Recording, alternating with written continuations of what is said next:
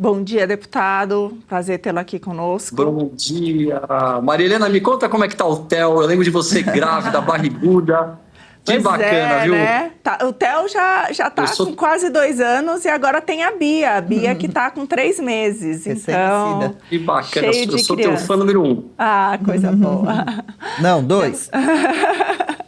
Deputado. Tá bom, número 2. Obrigada. Deputado, a gente queria, infelizmente, a gente vê que, para o benefício de ninguém, né, nessas eleições, se cria aí um racha dentro da direita, né, com um monte de história, infelizmente, mal contada, e isso não vai ajudar, né, porque as eleições estão aí, sem dúvida, vai ser o que tiver contra o Lula, né? Então, eu queria ouvi-lo a respeito dessa visita hoje bastante importante do governador Tarcísio ao ex-presidente Jair Bolsonaro. Teve também um encontro, né, agora com o filho, Carlos. Então, se você puder falar um pouco disso para a gente viu ali na caminhada que teve do Nicolas, que o senhor também participou, a gente depois, a Júlia vai falar mais a respeito disso, mas a Michele também foi até ali, né, tanto o Eduardo quanto o Flávio gravaram vídeos, né, porque não podiam estar presentes, e o Carlos estava presente. Então, se você puder falar um pouco, dado que o senhor é, né, vice-líder do Tarcísio, mas muito ligado à família, se puder ajudar a gente um pouco aqui a entender esse quebra-cabeças. Muito obrigado pela pergunta, Maria Helena. Olha só, não existe confusão nenhuma e nem racha entre a direita. Eu trabalho praticamente todos os dias junto com o governador Tarcísio. Ele nunca se colocou como candidato a presidente. Ele é uma pessoa extremamente fiel ao presidente Bolsonaro. Ele sabe que a decisão tomada pelo presidente é a decisão que tem que ser acatada por todos nós. Então, a turma fala muito, eu percebo que a grande mídia, eles sempre tentam causar algum tipo de confusão, ou pegar alguma entrelinha, alguma palavra mal colocada, para colocar um contra os outros. Isso não existe. A direita está extremamente unida, o nosso candidato é o Flávio Bolsonaro, todos nós vamos apoiar o Flávio Bolsonaro. Sabemos que teremos outros candidatos da direita também, o Caiado, enfim, o próprio Zema, eles ainda estão se articulando, e de uma certa forma, eu acho isso muito positivo, porque vocês imaginem só, a gente ir para uma entrevista, né, quando começa a chegar perto das eleições, e está presente ali o Lula, o Caiado, o Ratinho, o Flávio, todos ali podendo debater com o Lula. Vai ser uma delícia a gente poder participar de tudo isso. As pesquisas hoje demonstram que o Flávio está crescendo bastante, ele é uma pessoa extremamente equilibrada. Algumas semanas atrás, ele teve uma reunião no mercado financeiro aqui em São Paulo, na Faria Lima, ele foi muito bem aceito, as pessoas ficaram encantadas com o Flávio. Ele é uma pessoa que tem um equilíbrio, uma educação muito grande, ele traz o nome Bolsonaro, ele traz a base bolsonarista e ao mesmo tempo, toda a rejeição que eventualmente, né, a direita tem por uma parte ali daquele centro-esquerda, eu acredito que com o Flávio nós vamos conseguir reverter tudo isso. Eu estou muito animado com esse ano, eu tenho assim dentro de mim a certeza que nós vamos ganhar as eleições por uma série de motivos. Então, assim, vamos acabar com essa história que a direita não está unida, porque isso não é verdade. O bastidor é muito diferente do que a realidade, né, do que a gente vive no dia a dia, e tentam passar, como eu já disse aqui, uma impressão que há brigas internas que não estão acontecendo. Eu participo diretamente disso e está todo mundo animado e muito unido em cima da candidatura do Flávio. Deputado, muito obrigada pela entrevista. E pensando nessa linha também, né, desse ano eleitoral tão importante de 2026, você falou do Flávio, mas eu quero saber do presidente Lula. Diante de todos esses escândalos que estamos presenciando agora, INSS, Master, tudo isso que estamos vendo, e também dos projetos populistas do presidente Lula, né? Gás do Povo, Pé de Meia, todos esses que estão inflando, né? Estão inflando os votos, né? Estão tentando ajudar ele. Quais as chances, na sua opinião, da vitória do Lula esse ano? Olha só, o Lula, todo mundo sabe quem ele é, né? Como ele opera. Acho que caiu nossa ligação. Retomada, vamos lá. Voltou? Pode ir, Tomé. Tomado. Todos os esquemas de corrupção que aconteceram no passado, eu acho que todos nós hoje, existe um país politizado que se recorda o que aconteceu E o Lula, infelizmente, ele está aplicando o mesmo trabalho que ele fazia no passado. O país está totalmente desgovernado, nós não temos mais teto de gastos respeitado. Esse ano agora nós teremos aí um estouro muito significativo de quanto o Brasil arrecada e de quanto o Brasil gasta. Todos nós estamos vendo isso. São mais de 9,5 trilhões de dívida que nós temos hoje. Então, ou seja, o Brasil está indo para um caminho do colapso, um caminho da destruição. Mas falando um pouco da população, eu queria falar muito sobre a percepção da população. Nós tivemos no ano passado, somente com os dados oficiais do governo, mais de 44 mil assassinatos, 89 mil estupros, mais de 50 mil estabelecimentos comerciais foram assaltados ou invadidos, mais de 40 mil residências foram assaltadas, próximo de 1 milhão de telefones celulares roubados ou furtados. E todos nós sabemos que hoje mais de 26% de todo o território nacional está na mão do crime organizado. Por que eu estou dizendo tudo isso para vocês? Porque a pessoa que recebe o Bolsa Família, a pessoa que recebe o Vale Gás, tem um aspecto em volta de tudo isso que nós temos que levar em consideração. Quando ela vai no supermercado, ela não tem mais poder de compra. Eles perderam nos últimos anos quase 35% do poder de compra. Então, ou seja, ele recebe o Bolsa Família, ele recebe o gás, mas não consegue colocar comida na mesa. A esposa sai para trabalhar e não volta para casa com o seu telefone celular. O filho dessa família está sendo cooptado pelo crime organizado. A filha tem medo de sair de casa e eventualmente ser abusada por conta, de toda essa barbaridade e criminalidade que nós temos no país. Existe um estudo que foi feito que demonstra de uma maneira muito clara que a pessoa que recebe família não relaciona o Bolsa Família com o governo Lula. Porque no governo Bolsonaro, além de continuar recebendo o Bolsa Família, ele ainda aumentou o valor. Então se criou um mito em volta de tudo isso. A hora que a gente leva em consideração o momento de país que nós estamos passando, a ação que foi feita no Rio de Janeiro, que o Brasil inteiro aprovou, e o Lula foi contra. Então, ou seja, o brasileiro hoje, ele está muito politizado, ele sabe o que está acontecendo. A própria Bahia hoje, a gente percebe que está mudando, não vota mais tanto à esquerda quanto votava. A hora que nós olhamos para trás, na eleição passada, o número de prefeituras que foi feita pela esquerda é quase pífio. Aqui em São Paulo, se eu não me engano, em mais de 600 municípios, são somente 4. Então, a centro-direita está muito forte e eu tenho dentro de mim o sentimento que nós vamos ganhar sim as eleições. E vou dizer uma coisa para vocês, vai ser de lavada, porque a hora que juntar o voto de todo mundo da direita, como aconteceu no Chile mais ou menos, saíram alguns candidatos, no segundo turno todos se uniram, porque pensa o seguinte, quem vota Caiado não vota Lula, quem vota Zema não vota Lula. Quem vota Ratinho Júnior não vota Lula. Então esses votos todos vão se canalizar para o candidato que vai para o segundo turno, que tudo indica que é o Flávio. Então eu peço que vocês tenham otimismo, que acreditem no Brasil, vamos levar a verdade para o Brasil todo e esse país vai voltar para a mão das pessoas de bem. É só uma questão de tempo, no meu ponto de vista. Julie? Bom dia, deputado. Deputado, eu vi que o senhor foi na caminhada do Nicolas, né? Foi algo muito importante para o Brasil. O que você tem para contar da sua experiência naquele momento? Ai, Julie, foi um dos momentos mais legais da minha vida. Eu organizo manifestações há mais de 10 anos, eu estou sempre em cima de um caminhão. Comecei lá atrás, quando nós não tínhamos praticamente direita, eu falava para 50 pessoas e o Brasil foi se mobilizando, foi crescendo. E essa caminhada do Nicolas, ela tocou muito meu coração. Eu cheguei na caminhada na quinta-feira, no 4º dia.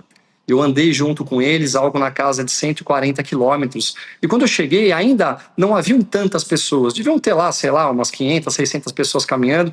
Mas foi impressionante, porque conforme nós andávamos e você chegava perto do próximo posto de gasolina, mais pessoas se juntavam a nós. Começamos a ver muitas bandeiras do Brasil, os equipamentos agrícolas parados na porta da estrada, levantando bandeiras do Brasil. Aí começaram a chegar pessoas dando maçã, banana, água, apoiando, mensagens de incentivo a nós, e nós caminhando, e conforme caminhávamos mais e mais pessoas, até que chegou um momento que eu olhei para frente, eu não via mais o fim da caminhada. A hora que eu olhei para trás, eu falei, meu Deus do céu, sabe, a população brasileira acordando. O Nicolas é um garoto maravilhoso, que tem princípios, valores, a atitude dele está trazendo de volta a esperança para o Brasil. Então foi algo muito especial. E quando nós chegamos em Brasília, teve uma chuva torrencial, assim, fazia muito tempo que eu não presenciava uma chuva torrencial tão forte. Alguns locais que eu passava eu tinha água até o meio da canela.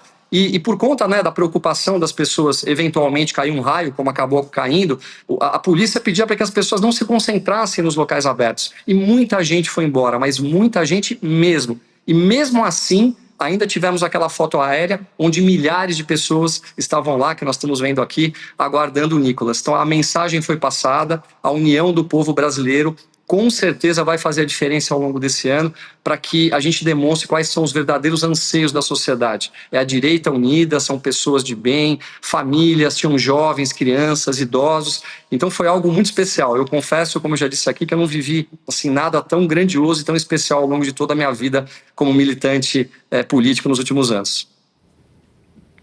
Deputado, bom dia, prazer falar contigo. Olha, eu vou fazer uma pergunta semelhante à que eu fiz ao Nicolas quando nós o entrevistamos no Sem Filtro. A caminhada, insistindo ainda nesse tema da caminhada que a Julie trouxe, a caminhada ela trouxe para mim 2 sentimentos, um de enfrentamento do medo e outro de comunhão, uma comunhão da direita, né? Algo que estava um pouco disperso. Como é que o senhor acha que vai ser a campanha da direita depois dessa caminhada? A gente tem uma chance de dessa aliança ideológica se tornar uma coisa só contra o inimigo comum? Isso está mais solidificado depois da caminhada? E também se as ruas vão fazer parte dessa campanha de uma forma que até o momento nós não víamos mais, as ruas estavam um pouco adormecidas. O senhor acha que isso vai mudar a campanha da direita para essas próximas eleições? André, eu não tenho dúvida disso. O brasileiro realmente acordou. Nós estávamos todos paralisados e assustados com tudo que nós vivemos nos últimos anos, né? O brasileiro acabou ficando com medo do ministro Alexandre de Moraes. Olha a barbaridade disso. Né, nós que deveríamos ter no Supremo Tribunal Federal um ponto de segurança, né, pessoas que representem os anseios da sociedade, que deem segurança para que a Constituição possa ser cumprida, passaram a ser, né, as pessoas que, por conta das suas decisões, causaram um pânico na sociedade. Muitas pessoas conversando comigo diziam: mas eu tenho medo que o Moraes manda me prender, mas eu tenho medo.